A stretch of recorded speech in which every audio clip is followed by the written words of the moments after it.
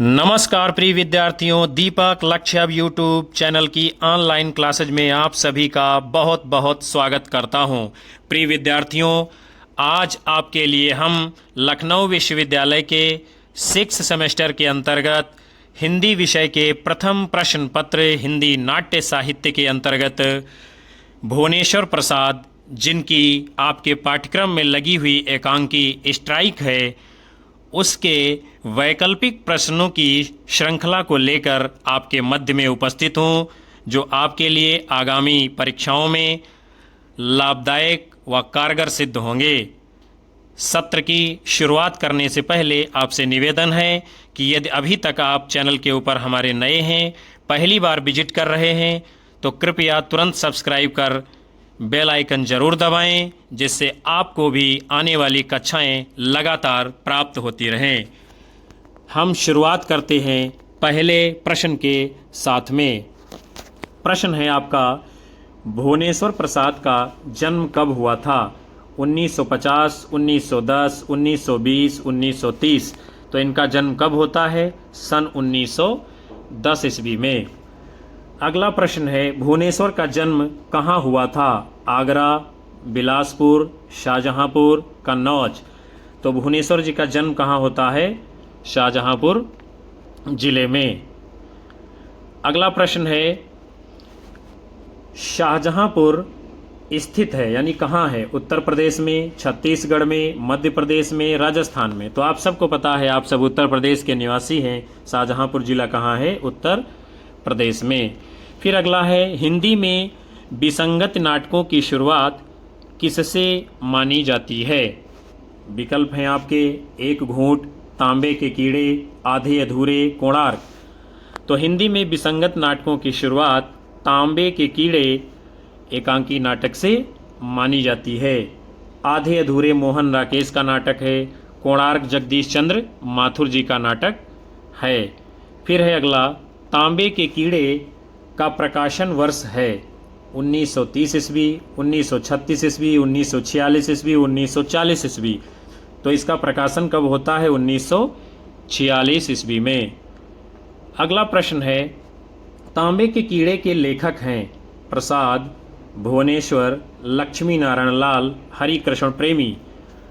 तो हरिकृष्ण प्रेमी, लक्ष्मी नारायण लाल, जयशंकर प्रसाद ये नहीं है। तांबे के कीड़े के लेखक कौन है? भुवनेश्वर प्रसाद। अगला प्रश्न है, भुवनेश्वर का एकमात्र नाट्य संकलन है लहरों के राजहंस, माधवी, कारवां, आलमगीर। तो कौन सा इनका एकमात्र नाट्य संकलन है? वो है कारवां। लहरों के राजहंस ये किसकी रचना है? नाट्य रचना है मोहन राकेश जी की। अगला प्रश्न है, भुवनेश्वर की प्रथम रचना श्यामा एक वैवाहिक विडंबना किस पत्रिका में प्रकाशित हुई है? वागर्थ, नागरी प्रचारिणी, हंस, कादम्बिनी। तो श्यामा एक वैवाहिक विडंबना ये रचना जो इनकी प्रथम मानी गई हो किस में प्रकाशित हुई है? हंस पत्रिका में। बढ़ते हैं हम अगले प्रश्न की ओर। श्यामा एक वैवाहिक विडंबना रचना के लेखक हैं मोहन राकेश, भुवनेश्वर, भीष्म साहनी, यशपाल। तो श्यामा एक वैवाहिक विडंबना रचना किसकी है? भुवनेश्वर जी की। अगला है, प्रतिभा का विवाह रचना के रचनाकार हैं भुवनेश्वर प्रसाद, जयशंकर, उदय शंकर भट्ट, अश्क। तो प्रतिभा का विवाह के रचनाकार कौन है? भुवनेश्वर प्रसाद जी। अगला है, शैतान रचना के रचनाकार हैं मोहन राकेश, विष्णु प्रभाकर, भुवनेश्वर, अश्क। शैतान रचना के रचनाकार कौन है? भुवनेश्वर प्रसाद। अगला प्रश्न है, रहस्य रोमांस रचना के रचनाकार हैं सेठ गोविंददास, राम कुमार वर्मा, भुवनेश्वर, लक्ष्मी नारायण लाल। तो रहस्य रोमांस रचना किसकी है? भुवनेश्वर प्रसाद जी की। अगला प्रश्न है, एक साम्यहीन साम्यवादी रचना के रचनाकार हैं भुवनेश्वर प्रसाद, अश्क, मोहन राकेश। तो भुवनेश्वर की रचना है एक साम्यहीन साम्यवादी। अगला है, लाटरी रचना के रचनाकार कौन है? भुवनेश्वर, रांगे राघव, प्रसाद, मोहन राकेश। तो भुवनेश्वर की रचना है ये लाटरी। बढ़ते हैं हम अगले प्रश्न की ओर। मृत्यु रचना के रचनाकार हैं यानी कि कौन हैं? विकल्प हैं आपके जगदीश चंद्र माथुर, भुवनेश्वर, उदय शंकर भट्ट, उपेंद्रनाथ अश्क। तो मृत्यु रचना के रचनाकार कौन हैं? जगदीश चंद्र माथुर जी। हम अकेले हैं रचना के रचनाकार कौन हैं? भुवनेश्वर, राम कुमार वर्मा, यशपाल, विष्णु प्रभाकर।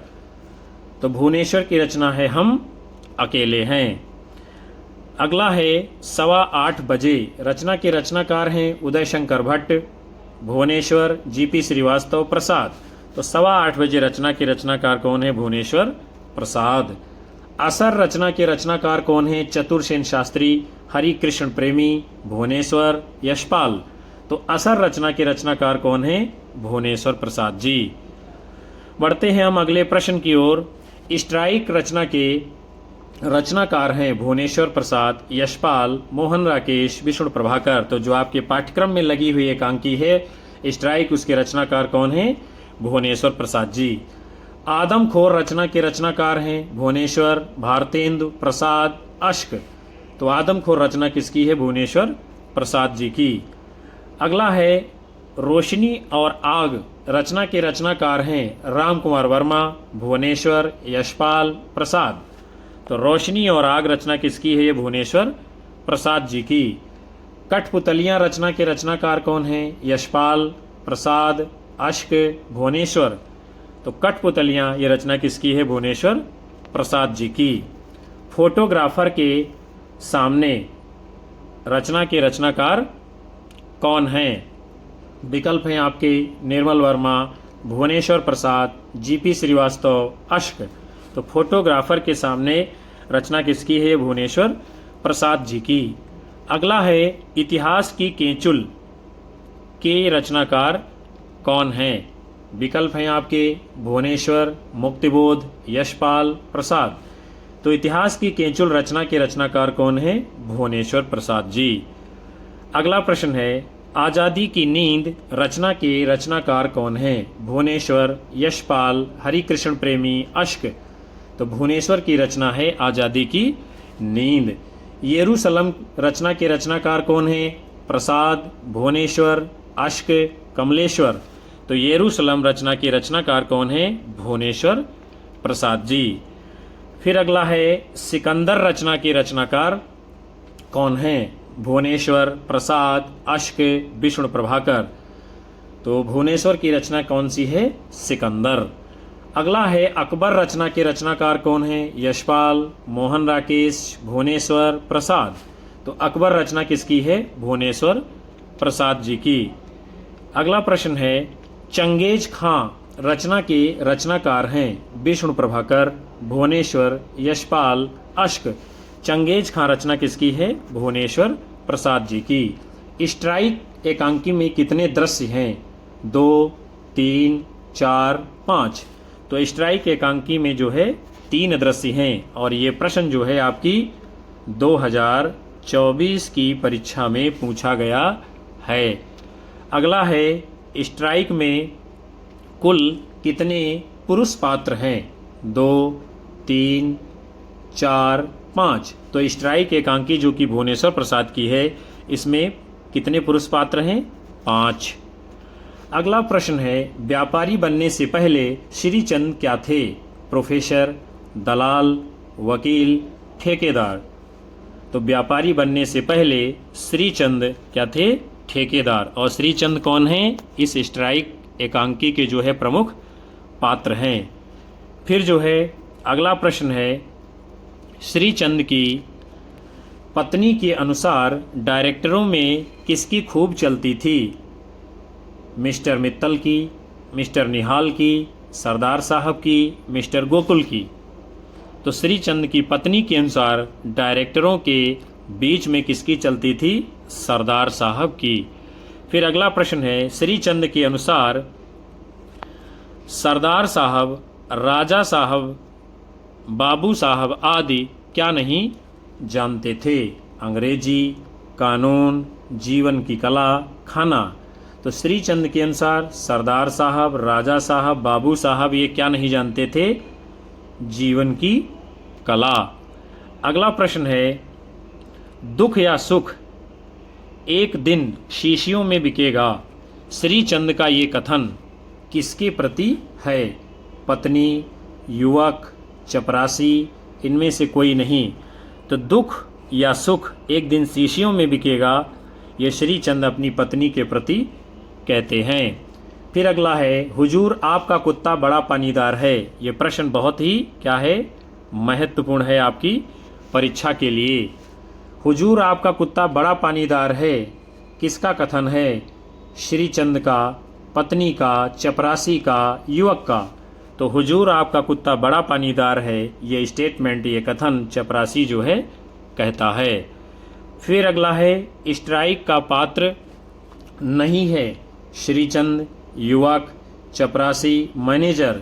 तो स्ट्राइक एकांकी में श्रीचंद जी भी हैं, युवक भी है, चपरासी भी है, लेकिन मैनेजर नहीं है। अगला है, निहाल की पुत्री मोनी का बीए में क्या रिजल्ट रहा? अनुत्तीर्ण, प्रथम, द्वितीय, तृतीय। तो सबसे पहले आपको यही जान लेना है कि मोनी किसकी पुत्री है? निहाल की। किस क्लास में पढ़ रही थी? बीए में। और इसका रिजल्ट कैसा रहता है? प्रथम श्रेणी, जैसे कि आप लोगों का प्रथम श्रेणी में रहता है। फिर अगला है, GIP की गाड़ी लखनऊ से श्रीचंद के शहर कब आती है? 10:15, 10:30, 11:15, 11। तो GIP की गाड़ी लखनऊ से श्रीचंद के शहर 10:15 बजे रात में आती है। अगला है, मिसेज मित्तर क्या खरीदने जा रही थी? साड़ी, बर्तन, अलमारी, रेडियो। तो मिसेज मित्तर जो है रेडियो को खरीदने जा रही थी। फिर है अगला, कौन सी स्त्री श्रीचंद की पत्नी के साथ लखनऊ नहीं गई थी? मिसेज ठाकुर, मिसेज निहाल, मिसेज मित्तल, मिसेज मित्तर। तो इनमें से जो मिसेज ठाकुर है, ये जो है पत्नी, श्रीचंद की पत्नी के साथ जो है स्त्री, ये लखनऊ नहीं जाती है, बाकी लोग जाती हैं। फिर अगला है, लखनऊ से लौटकर श्रीचंद की पत्नी कहाँ रुक गई? मिसेज निहाल के घर पर, मिसेज मित्तर के घर पर, मिसेज मित्तल के घर पर, सरदार साहब की बीवी के घर पर। तो लखनऊ से लौटकर श्रीचंद की पत्नी मिसेज निहाल के घर पर रुक जाती हैं। फिर अगला है, श्रीचंद ने कार कहाँ छोड़ दी थी? लालाराम के पंप पर, रामलाल के पंप पर, श्यामलाल के पंप पर, मिल्खी राम के पंप पर। तो श्रीचंद ने अपनी कार जो है मिल्खी राम के पंप पर छोड़ दी थी। पंप का मतलब पेट्रोल पंप पर।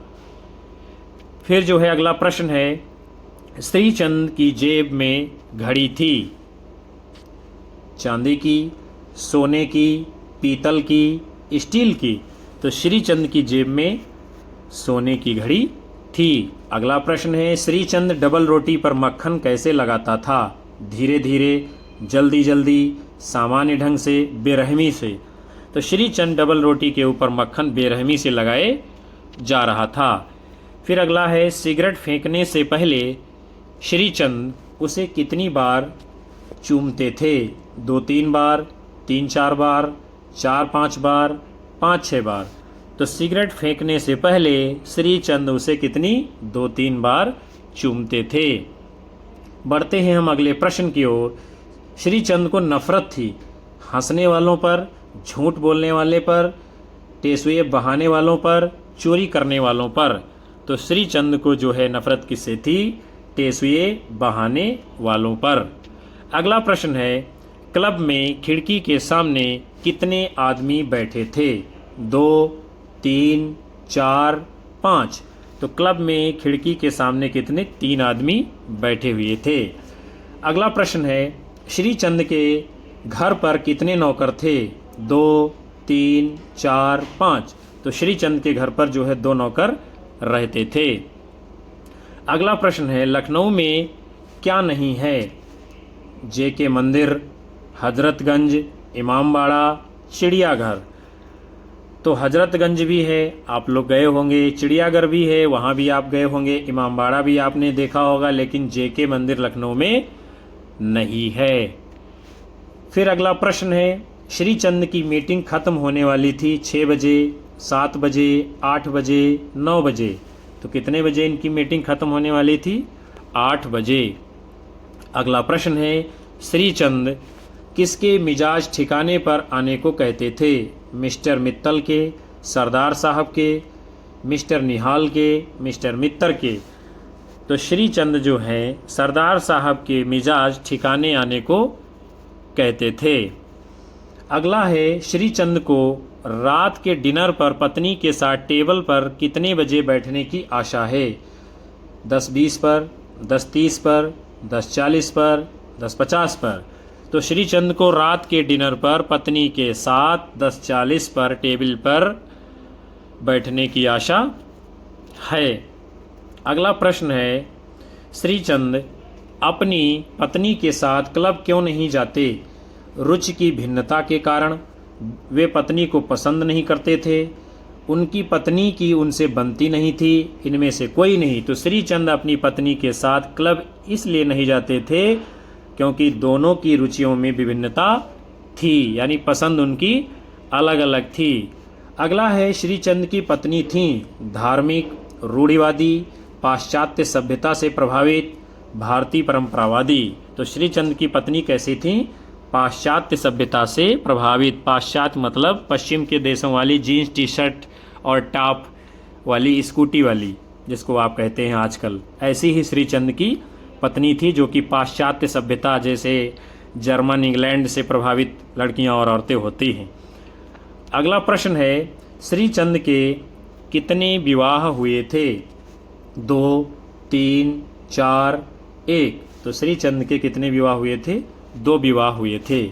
श्रीचंद के घर की चाबी किसके पास थी? नौकर, मित्र, पत्नी, पड़ोसी।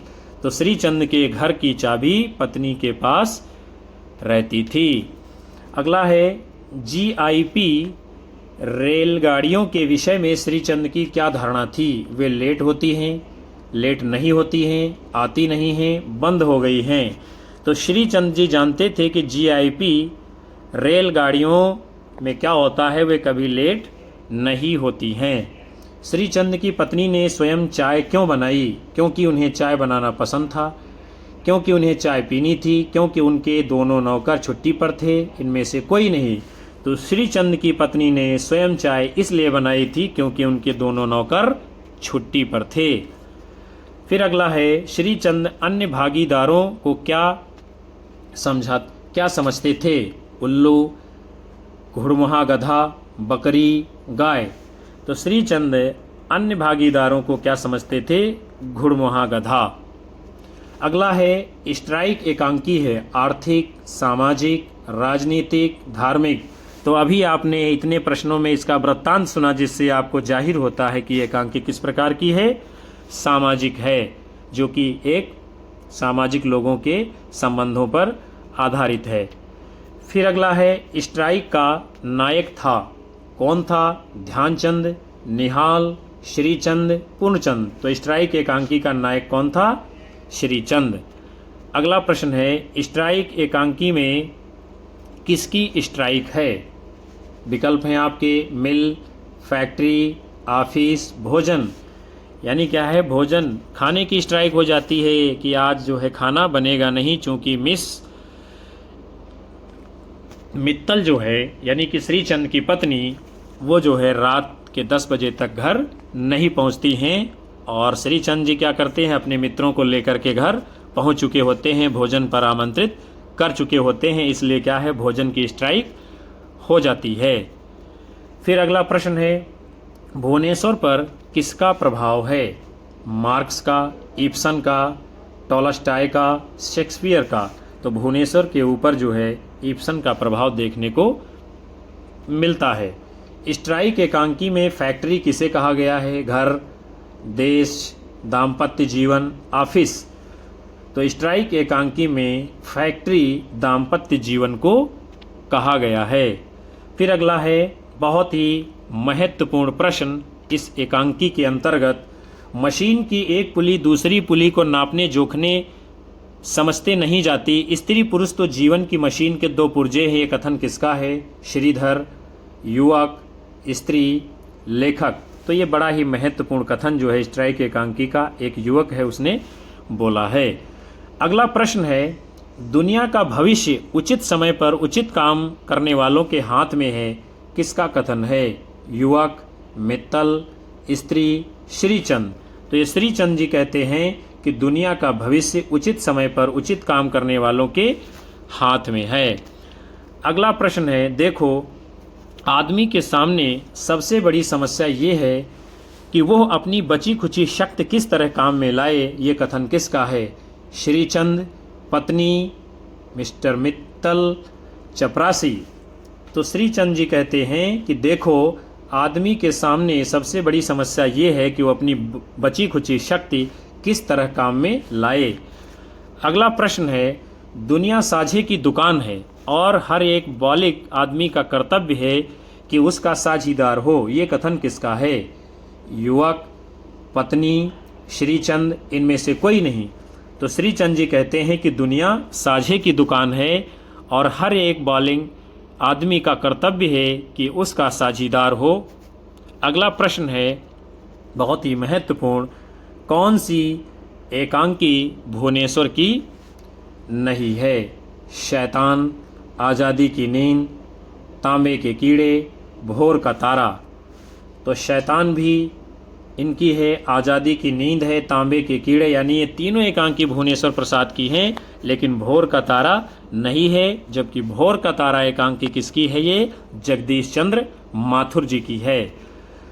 अगला प्रश्न है, मेरे होटल में आइए, आपकी फैक्ट्री में तो स्ट्राइक हो गई है। ये कथन किसका है? श्रीधर, युवक, पत्नी, नौकर। तो यह युवक का कथन है कि मेरे होटल में आइए, आपकी फैक्ट्री में तो स्ट्राइक हो गई है। बढ़ते हैं हम अगले प्रश्न की ओर। स्ट्राइक एकांकी में कितने दृश्य हैं? विकल्प हैं आपके 2, 3, 1, 4। तो स्ट्राइक एकांकी में कितने दृश्य हैं? 3 दृश्य हैं। अगला प्रश्न है, आपके पाठ्यक्रम में ऐसी कौन सी एकांकी है जिसमें पात्रों के नामों की जगह स्त्री, पुरुष अथवा एक युवक का प्रयोग किया गया है? सीमा रेखा, ताजमहल के आंसू, स्ट्राइक, बादल की मृत्यु।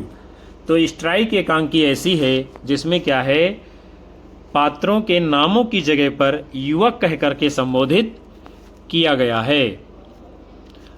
अगला प्रश्न है, एक मध्यम वर्गीय बंगले के खाने का कमरा जो बरामदे में पर्दे डालकर बना लिया गया है, एक बड़ा सा साइड टेबल जिस पर चीनी के बर्तन, प्लेट, प्याले नुमाइशी ढंग से रखे हैं, यह किस एकांकी के प्रारंभ में दिया गया रंग संकेत है? औरंगजेब की आखिरी रात, स्ट्राइक, सीमा रेखा, मम्मी ठकुराइन। तो ये सारा दृश्य जो है, एक मध्यम वर्गीय बंगले के खाने का कमरा जो बरामदे में पर्दे डालकर बना लिया गया है, एक बड़ा सा साइड टेबल जिस पर चीनी के बर्तन, प्लेट, प्याले नुमाइशी ढंग से रखे हैं, ये जो है स्ट्राइक एकांकी के प्रारंभ में संकेत दिया गया है। फिर अगला है, इनमें से कौन सी एकांकी भुवनेश्वर की नहीं है? स्ट्राइक, प्रतिमा का विवाह, लॉटरी, ताजमहल के आंसू। तो स्ट्राइक, प्रतिमा का विवाह और लॉटरी ये तीनों एकांकी भुवनेश्वर की हैं, जबकि ताजमहल के आंसू एकांकी इनकी नहीं है। अगला है, निम्नलिखित में से कौन सा एकांकी भुवनेश्वर का नहीं है? विकल्प है आपके स्ट्राइक, प्रतिमा का विवाह, लॉटरी, ताजमहल के आंसू। इस प्रश्न की जो है पुनरावृत्ति हो रही है, इसलिए हम आगे बढ़ते हैं। अगला प्रश्न है, निम्नलिखित में से कौन सा एकांकी भुवनेश्वर का नहीं है? श्यामा, एक साम्यहीन साम्यवादी, स्ट्राइक, एक घूंट। तो श्यामा भी इनकी है, एक साम्यहीन साम्यवादी भी है, स्ट्राइक भी है, लेकिन एक घूंट जो है इनकी एकांकी नहीं है। और एक घूंट एकांकी किसकी है? जयशंकर प्रसाद जी की। अगला प्रश्न है, निम्नलिखित में से भुवनेश्वर का एकांकी है? भोर का तारा, बादल की मृत्यु, लक्ष्मी का स्वागत, प्रतिमा का विवाह। तो भोर का तारा ये जगदीश चंद्र माथुर की एकांकी है, बादल की मृत्यु राम कुमार वर्मा की एकांकी है, और जो भुवनेश्वर की एकांकी है वो है प्रतिमा का विवाह। अगला प्रश्न है, निम्नलिखित में से भुवनेश्वर का एकांकी नहीं है? खामोशी, ऊसर, सीकों की गाड़ी, रेशमी टाई। तो रेशमी टाई एकांकी इनकी नहीं है, जबकि खामोशी, ऊसर, सीकों की गाड़ी ये तीनों भुवनेश्वर प्रसाद की एकांकी हैं। और रेशमी टाई एकांकी किसकी है? डॉक्टर रामकुमार वर्मा जी की। अगला प्रश्न है, श्रीचंद किस एकांकी का पात्र है? सूखी डाली, स्ट्राइक, औरंगजेब की आखिरी रात, भोर का तारा। तो श्रीचंद जो है स्ट्राइक एकांकी का प्रमुख पात्र है। फिर अगला प्रश्न है, स्ट्राइक एकांकी का कथ्य है पुनर्विवाह की समस्या, आधुनिक संभ्रांत दाम्पत्य जीवन की विडंबनाओं को उकेरना, स्त्री त्रासदी, उपर्युक्त सभी। तो स्ट्राइक एकांकी का जो मुख्य कथ्य यानी कि मुख्य जो उद्देश्य निष्कर्ष निकल करके आता है वो है विकल्प बी, यानी कि आधुनिक संभ्रांत दाम्पत्य जीवन की विडंबनाओं को उकेरना। यानी किस प्रकार जो है सामाजिक जीवन में पति पत्नी के रिश्तों में खटास आती है, इन सभी समस्याओं को जो है इस स्ट्राइक एकांकी में भुवनेश्वर प्रसाद जी ने प्रमुखता से दिखाया है। तो प्रिय विद्यार्थियों, आप सभी ने इस बड़े ही महत्वपूर्ण सत्र के अंतर्गत भुवनेश्वर प्रसाद की स्ट्राइक एकांकी के वैकल्पिक प्रश्नों की श्रृंखला को देखा, जाना, समझा। मैं उम्मीद करता हूं कि आपको ये सत्र बहुत ही पसंद आएगा। कृपया इस कक्षा को अपने दोस्तों में शेयर करें, लाइक करें, कमेंट करें और अपनी राय हमें ज़रूर दर्ज करें कि आपको किस प्रकार की कक्षाएं आगे चाहिए, ताकि हम और अधिक सुधार के साथ, परिमार्जन के साथ अगली कक्षा आपके सम्मुख प्रस्तुत कर सकें। मिलते हैं आप सभी को अगली कक्षा में। तब तक के लिए जय हिंद, वंदे मातरम, नमस्कार।